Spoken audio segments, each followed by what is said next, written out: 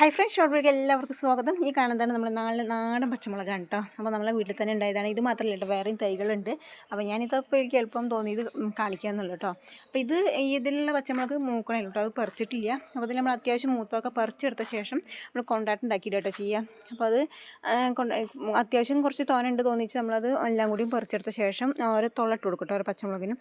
അങ്ങനെ അതിന് ശേഷം നമ്മൾ എന്നിട്ട് വെയിലത്തിട്ടിട്ട് 2-3 ദിവസം ഉണക്കിയെടുക്കല്ല എന്ന് വാട്ടിയെടുക്കും കേട്ടോ. വാട്ടിയെടുത്ത ശേഷം നമ്മൾ ഉപ്പും പുളിയും ഉള്ള വെള്ളത്തിലിട്ട് വയ്ക്കട്ടെ ചെയ്യാം. അത് ഒരു ദിവസം ഇട്ടിട്ട് പിന്നെ വീണ്ടും നമ്മൾ ഉണക്കിയെടുക്കുക, പിന്നെ ഇടുക. അങ്ങനെ അതിലും ആ ഒരു മുളകിൽ ഉപ്പും പുളിയും പിടിച്ച് കിട്ടണവരെ നമ്മളിങ്ങനെ വെയിലത്തിട്ടെടുക്കണം കേട്ടോ. അപ്പോൾ ഞാനൊന്ന് കാണിച്ചു തരേ. അങ്ങനെ നമ്മളിത് മുളക് പൊറിച്ചെടുത്ത ശേഷം തുളച്ച ശേഷം വെയിലത്തിട്ട് കൊടുത്തിരിക്കുക കേട്ടോ. അങ്ങനെ വെയിലത്തിട്ട ശേഷം നമ്മളിത് ഉപ്പും പുളിയിലൊക്കെ ഇട്ടിട്ട് ഉണക്കിയെടുത്തതാണ് കേട്ടോ. അത് ഇങ്ങനെയാണ് നമ്മളെ കൊണ്ടിട്ട് മുളക് അടിപൊളി ടേസ്റ്റാണ്. അപ്പോൾ ഈ വീട്ടിൽ പച്ചമുളകുള്ളവരൊക്കെ ഒന്ന് ഉണ്ടാക്കി നോക്കാം കേട്ടോ.